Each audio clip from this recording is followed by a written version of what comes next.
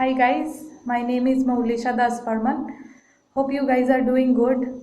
I have cleared IBPS PO and IBPS RRB this year, and I'm already working as a Scale 1 officer. So that's about me, and so I'm just going to share a few tips and strategies on how to score better in mocks and perform well. Okay, how to increase your scores. Okay, a few candidates have asked me, so I'm just going to share what I did in during my preparation time. All right.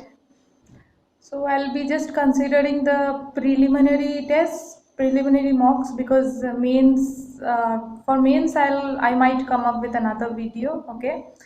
So first thing first, you need to choose any two mock tests. Any two mock tests, like there are a lot of mock tests available in the market, but there should be a variety. Like, don't choose two tests which are of the same level. Choose a tough test and an easy test. Okay. Uh, why I'm saying this is because, yeah, tough tests, they will always prepare you with a variety of questions, and they'll prepare you for the main exam. Okay, because the competition is very high.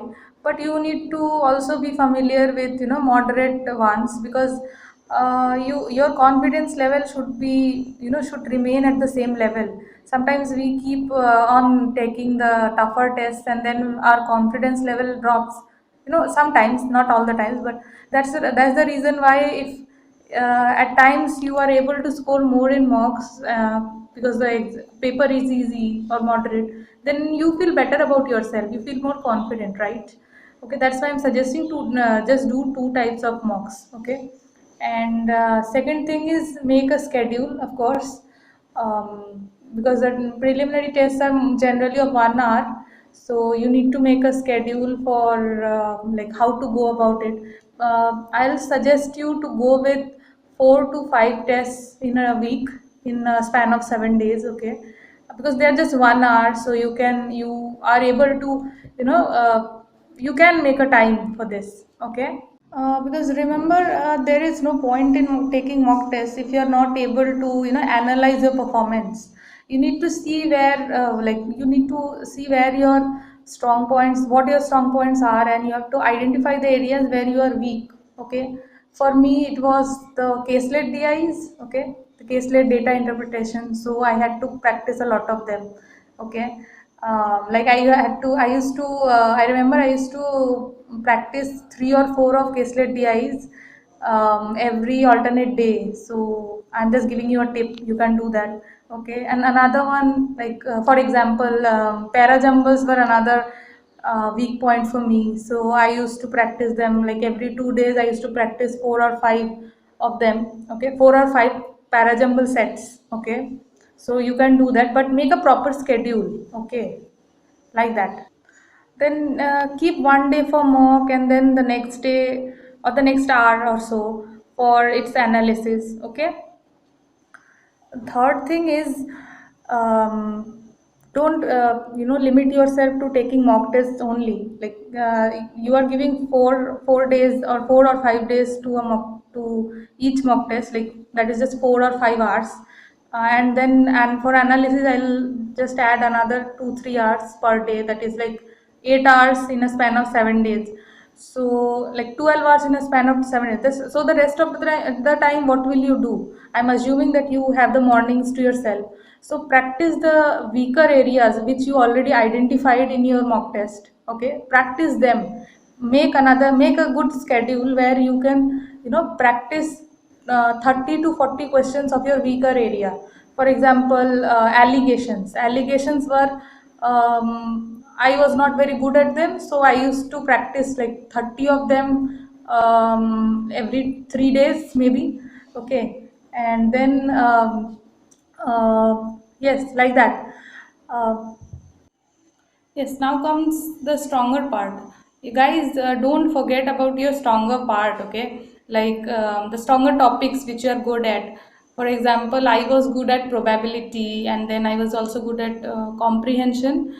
But I didn't stop revising. I mean, I didn't stop practicing them, okay? I loved probability, so but I didn't waste my time in only solving probability. I remember I used to solve probability every 4 or 5 days, like 20 questions every 4 or 5 days. Okay, so that I don't, so that the concept doesn't wipe out of my mind. And comprehension, yes, I was kind of good in that. So I used to practice that the comprehensions like every 3 or 4 days. Okay, my schedule was like that. Okay, I made sure that all my strong points, strong areas were included in my timetable.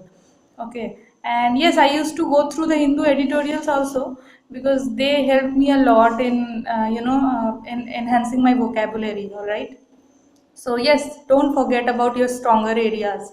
You need because you have to score more marks. So the stronger areas are also are the only one, actually are the most important ones, which fetch you more marks. All right.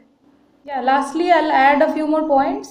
Guys, take these mocks as a real exam, okay? You need to feel the same pressures, the same adrenaline high which you get in the examination hall, right? You need to feel the same, you need to have the same mental state, okay? And you need to still be in control of yourself. Okay, we tend to pause the mock test and then we do our thing and then we come back. So that shouldn't happen. Okay, that way you're just wasting your time. You're not practicing the real the real test.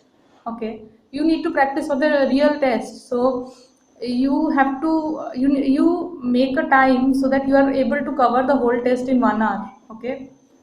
Another thing is, if you're scoring in 40s or lower than that, don't feel bad about it. I mean, yes, you need to work hard, but as I said, you need to identify those areas where you are weak and you have to analyze, and then you have to work on that. Okay, like I said, practice 30 or 40 questions if you can. Okay, make a timetable like that. Yes, and yes, if you are able to score more than that, like if you are scoring in 60s, then don't feel very overconfident. You need to, if you are scoring in 60s, you need to push yourself to score in 70s. If you are scoring in 70s, you need to push yourself to get into 80s, like that. Okay, because the competition is very high, so the cutoffs are going higher and higher, as you've seen in the trends last year. Okay, and I would say that scoring in 50s is like easy, like you are able to score in 50s. I'll say it's doable. So push yourself to get into the 70s, and it's not just about score, it's not just about marks.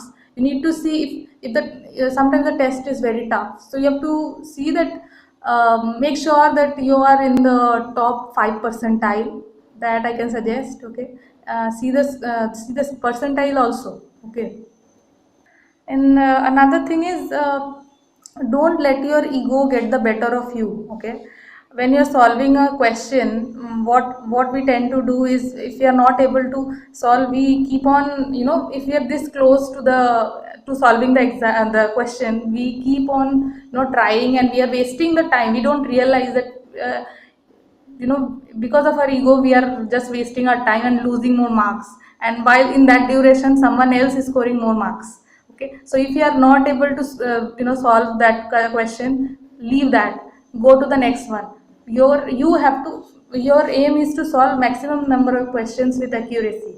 It's not that like tough questions carry more marks, or easier questions carry less mark. All of them carry the same equal mark. They all carry 1 mark. So you have to solve the easier ones, right, with maximum number of like with maximum number of attempts and maximum number of accuracy.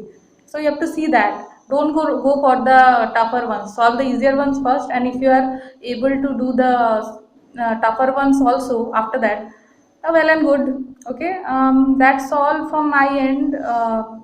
If you need any other help, I'm always there to help. Okay, this is what my strategy was. This is what I can remember as of now. Okay, and yes, that's all from my end. All the best for your exams. Bye bye.